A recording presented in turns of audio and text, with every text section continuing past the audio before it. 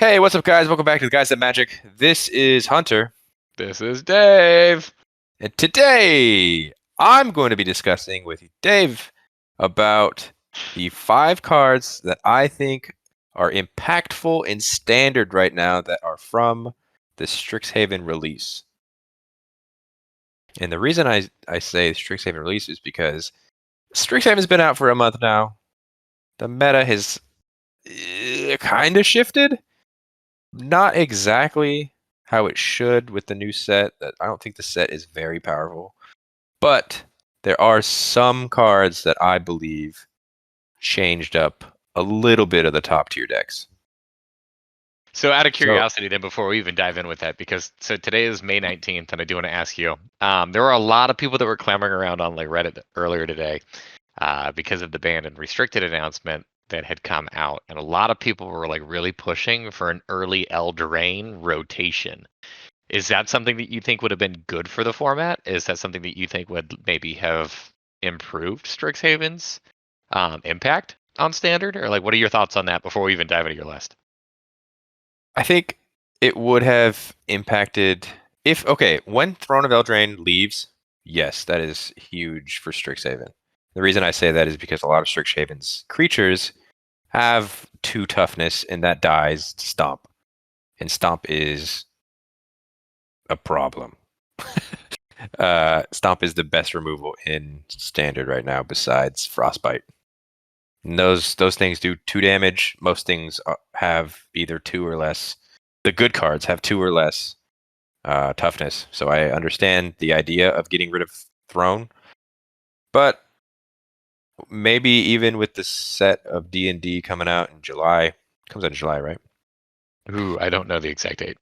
I believe it's July.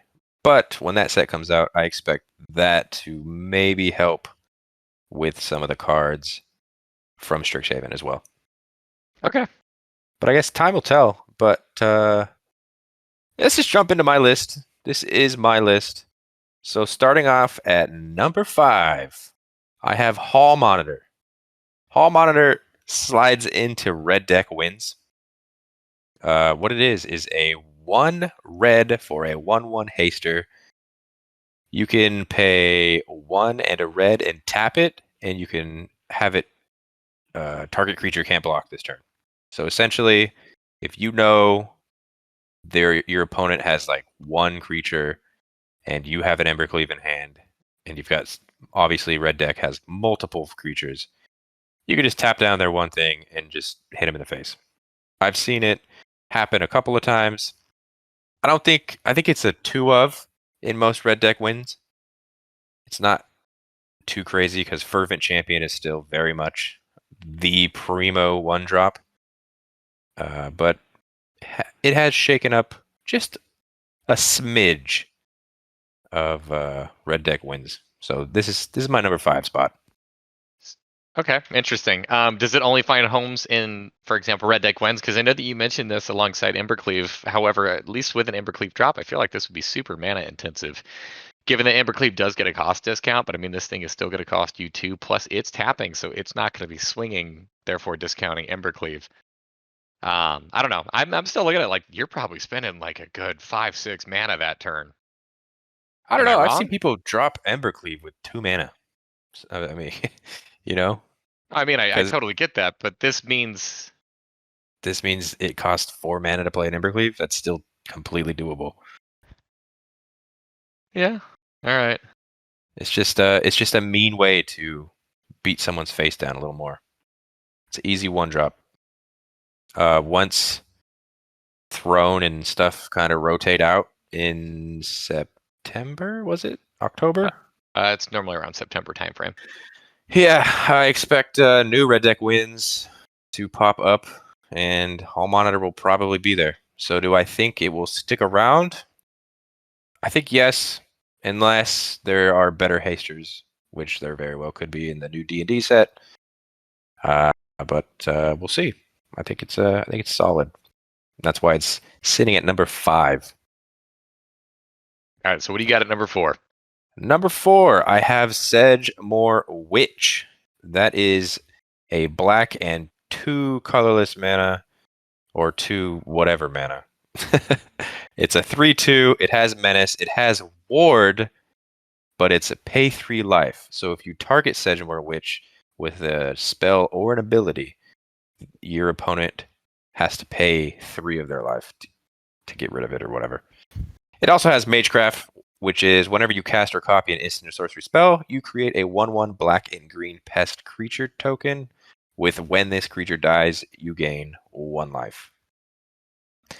This is sitting at my number 4 spot because there have been decks created from Strixhaven that have made quite a little splash in Standard right now. That's the green black pest deck, as well as mono black pests, and also just mono black tokens. That's another one that I've seen Edgemore in. They can get pretty annoying, but I think it's a pretty impactful card, especially when you're running just a bunch of pests that you could get rid of. So Edgemore essentially has a good loop with her. I really, really, really want to like this card. I've tried to play around with this thing in Historic, but I feel like just it coming down at 3 mana is really, really slow. I don't know. I've tried to love it. It's kind of like a big beefy version of like a young Pyromancer, but it's not doing it for me there. So I'm happy to see that it found a home at Standard. It does have a home in Standard. Do I think it's going to continue as Standard? I don't think so. Once the Bastion of Remembrance leaves Standard, I think that kills the Pest decks, because that is a massive, massive player. Just because of the ability of every time a creature dies, you deal damage to your opponent, you gain a life. So once that card's gone, I don't know. I mean, the core of this deck, though, to my understanding, is a green-black pest deck. Is that correct? Yeah, I mean, yeah, that's correct. Okay, so at least, I mean, the core of the deck should stay, because I'm imagining the majority of those cards just got printed with Strixhaven. That's true. You do have Dina, Soul Steeper, you've got a couple other cards, but I do believe Edgemore is the most powerful card in the deck itself. Nice. So coming in at number 3, it was a toss-up between making this 3 and 2, just because of the difference, but ultimately I went with something else for number 2. But number 3 is Blade Historian. Blade Historian is 4 red or white mana for a 2/3, and he says attacking creatures you control have double strike.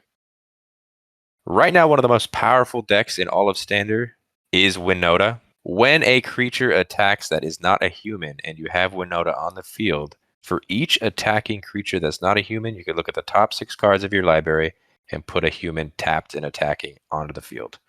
So once you get Blade Historian on the field with Winota, that's game over at that point, because everybody has double strike. Another deck that this has been running into, I've seen, is mono white, because you can pay a red or a white, and it's also really stupid. It's pretty good. I can see Have that. you? I'm curious though. So right now I feel like, and correct me if I'm wrong, I think that Standard might be in a little bit of a funny spot, because I know that right now we do have the Ultimatum deck, which I feel like is a really, really tough deck to beat, so long as it can actually count to 7 and be able to combo that off, or not combo that off, but be able to get to the point where it is starting to cast those ultimatums. Just because, I mean, if it doesn't win immediately on the spot, it either is going to start taking extra turns, or it's going to start locking down its opponent. Do you think that deck's presence also helps to make Blade Historian and the Winota deck really powerful in the current meta? Because these are aggro decks that are really designed to punish those late game enablers. Well, I think in terms of it being aggro, yes, absolutely. If you can out aggro the ultimatum decks, that's the way you win ultimatum, essentially. But I don't know if that's the reason Blade Historian is good, because I think Blade Historian, Attacking creatures you control have double strike. You're essentially putting an enchantment ability on a creature. So I mean, it's pretty good for just 4 mana. Oh no, I'm not disputing that. I was just more so thinking, like, do you think that this deck is actually like in a better spot right now than what it normally would have been, just given the current metagame? Because I'm thinking like maybe whenever it comes time for rotation, we are going to be losing Icorius. We are going to be losing that big mana deck. It may open up more grounds for, say, for example, something like a control deck to come into the format. And control typically tends to do a little bit better up against aggro focused rather than big mana. So I was just kind of wondering if you thought that this was really good just in general, or if you think it's just really good specifically because of the metagame that we currently have. I think it's really good in general. As far as standard goes, there's not a lot. I mean, there is, of course, there's always going to be removal, but giving just everything on the field, attacking creatures double strike, it's very difficult to deal with, especially if you have two of them. Mm-hmm. I don't know. And most of the time, Blade Historian gets protected by a couple of white creatures, so That is it's true. kind of harder to get rid of them. Alrighty. So what do you got next?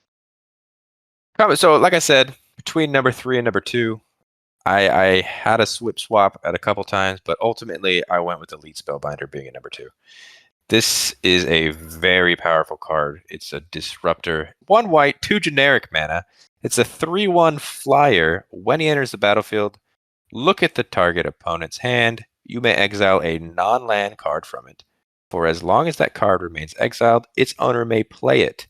A spell cast this way costs 2 more to cast. So I've been seeing this in pretty much anything that runs white. That's the ultimatum decks I've seen it run in. I've seen it run in mono white sometimes, just as a one of, just to disrupt. I've seen it run in a blue white token deck.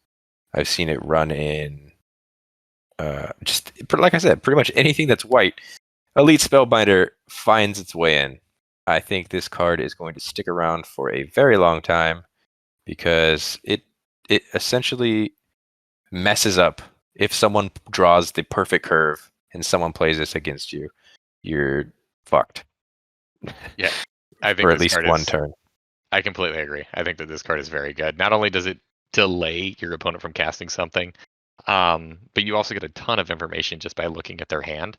So it helps you to Mm-hmm. be able to sequence what it is that you need to do in order to get in and get the win. So I 100% agree with you on this. I think that this honestly is probably my favorite card from Strixhaven. Yeah, this card is 100% sticking around in every deck that runs white until it gets rotated. That's my belief. I kind of agree. It's just a really good card. Before we go on to my number 1, I just want to throw in a honorable mention. Didn't have a home on my list, but I have seen it being played in different variety of decks. That's Quandrix Cultivator.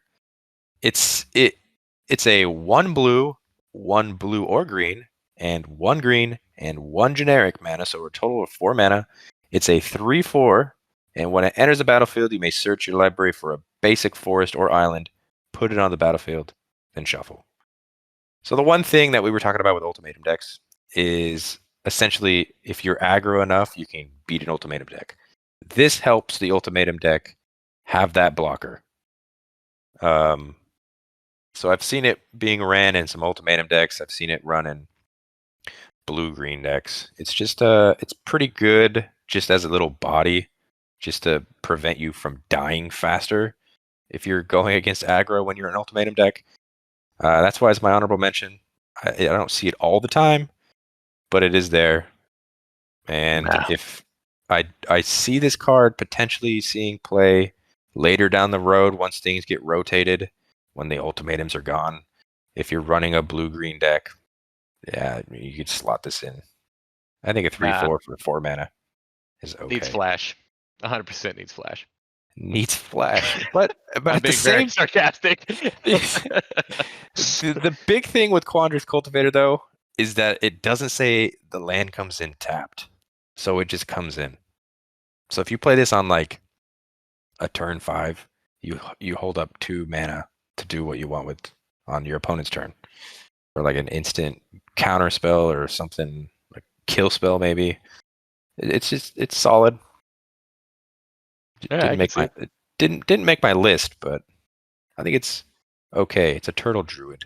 It does have a big booty. I see how it does the ramp, it does the protect. The only thing that I see kind of as being as a downside here is that with it being played in the ultimatum decks, it can't go grab a swamp. So it does specifically lock you in with the forest and the island. Also, I hate the way that they did the mana value on this, just to kind of show it off up in the top right hand corner. How it has a green and then a hybrid and then a blue. I really just, I don't know. I'm not a fan aesthetically. I don't know why they needed to do that, but I mean, just switch things up for Strixhaven. A couple different cards have that weird thing going on. Yeah, there's a cycle. So to end my list, my number 1 card for all of Standard right now, number 1 Strixhaven card for all of Standard is Professor Onyx. I think Professor Onyx is an amazing card. I have seen her in ultimatum decks. She has become a staple of the ultimatum decks right now. She also has her own deck that revolves around her that I like to play around with. And I've seen her in mono black decks, which is a really good thing. Sometimes she's a one of in pest decks, just randomly. Um, what she is 2 black mana, 4 generic mana. She's a planeswalker. She has a loyalty of 5 to start with. She has Magecraft on her, which is whenever you cast or copy an instant or sorcery spell, each opponent loses 2 life, and you gain 2 life. Her +1 ability is you lose a life. You can look at the top 3 cards of your library, put one of them into your hand, and the rest in your graveyard. Her -3 ability is each opponent sacks a creature with the greatest power among creatures that player controls, and her ultimate, which is a -8, is each opponent may discard a card. If they don't, they lose 3 life. Repeat this process 6 more times. So you get Professor Onyx in Ultimatum deck. You put Professor Onyx down, and you put down Vorinclex. You ult immediately. You're threatening 21 damage if they don't discard their hand, essentially. I I think this is the first card on your list that I disagree with you with. And this is your number 1. This is my number 1, dude. I'm telling you right now, she is extremely powerful. Okay, so number 1, I'm not going to make a comparison with a Planeswalker based off of whether or not you have Vorinclex in play, because I understand that that's a doubling season, and yes, all Planeswalkers are absolutely nutty with a doubling season. Doesn't really matter how good or how bad they are, they just become absolutely insane if they're able to hit the board and ultimate immediately. Also, I don't think that a Planeswalker should be evaluated based off of their ultimate unless their ultimate is stupidly easy to get to. And I look at it like, this is a 6-drop. So on turn 6, you go ahead and you cast her, or whenever you get 6 mana, you go ahead and you cast her, and then you have to still keep her alive for 3 turns. And that's saying that you're going to ult right on that third. So, I'm not going to go by the ult. I think her Magecraft is cute if you're going to be copying instant and sorceries and it actually does something. But if you're not, draining your opponent for 2 is cool, but it's not really something that I'm like super looking for. Her +1, I mean, it's nice. You get to be able to go and grab a card that you need out of the top 3. So I actually do like the plus. And then the minus, each opponent sacrifices a creature with the greatest power amongst creatures they control. I don't know. I understand your reasoning as to why you really like this Planeswalker. However, I don't know. As 6-drop Planeswalker, I'm not a fan. Think about this for a second. You play Professor Onyx in a pest deck. I only was talking about the ultimatum deck for her alt. Her ult, sorry. But when she's in the pest deck, say you plumb the forbidden on some pests. Let's say there's 4 pests. That's 8 life coming from Professor Onyx. So That you're just doing exactly what I said of like the Magecraft ability is cute unless you're actually really taking advantage of it. Yeah, if you're copying and casting, so if you're doing something that's like you're getting 8 instant or sorceries on the stack or something like that, yeah, this is absolutely a nutty card whenever it comes to that. But that still means that you were able to drop a planeswalker and have this thing sit around. I don't know. Maybe standard's just in a different place than what I thought it was. Maybe there's not really a whole lot of planeswalker removal, and the format is just really, really slow or very, very rampy right now. there is literally maybe 2 cards that can remove planeswalkers, and that's Binding of the False God that removes a And that's what, a 4-drop or a 5-drop? that's a 4-drop, and then also another 4-drop of Blood Chiefs, which instead of you have to pay 4 to get rid of Yeah. something this big. So I mean, it's tough to get rid of Professor Onyx when she's on the field unless you have no creatures to block to save her. But she does just like if it's the moment you put her in, you destroy your opponent's big threat if you need to. Okay, So so this is just a little bit of a disclaimer for those of you maybe who haven't been following along with the channel. I don't really play a whole lot of standard. I mainly play historic on arena. So just like a little bit of a comparison there, Bang, is I guess in standard the best removal you have for a planeswalker is 4 mana, whereas in historic you have Spark Harvest. You have a 1 mana kill spell for a planeswalker. So I feel like really it's not that big of a deal. yeah, so like I said, this is my list for standard. Our next video, we will be getting the top 5 cards from you. So we're going to be talking about the top 5 cards from historic. This is mainly just going to be kind of, I guess, me monologuing for a little bit about that. And as a spoiler, they're not all Mystic Archives, just almost all of them. Right. So this is my top 5 of standard right now from Strixhaven that I believe are making the biggest impact in standard. Professor Onyx, I do see her being a staple of some decks running forward. I think she's very good in standard. But that's my list. David, what do you think of my list? I mean, I like most of it. Hall Monitor, I'm a little bit iffy on because these kinds of creatures are really, really meta dependent. The Edgemore Witch, I think, is a really cool card. I think it's a wonderful design. I don't know. I haven't been able to have quite as much success with it as what I would like. Blade Historian, once again, I mainly play Historic, and Winota is banned there. So Blade Historian literally just doesn't do jack shit. Elite Spellbinder is my #1 favorite creature from Strixhaven. The Cultivator seems pretty dope. Professor Onyx, it's a 6-drop Planeswalker. I have no interest in this whatsoever. You should run into standard, man. She's making her rounds. But thank you guys for watching. If you agree or you disagree with my list, leave a comment down below telling me what I should have taken out, what I should have moved, what you think is better. Or if you completely agree, just let me know you completely agree. That would be great too. Until our next video where we talk about the 5 cards from Strixhaven in Historic, we will be seeing you guys later. Are you going to say goodbye? Oh, goodbye.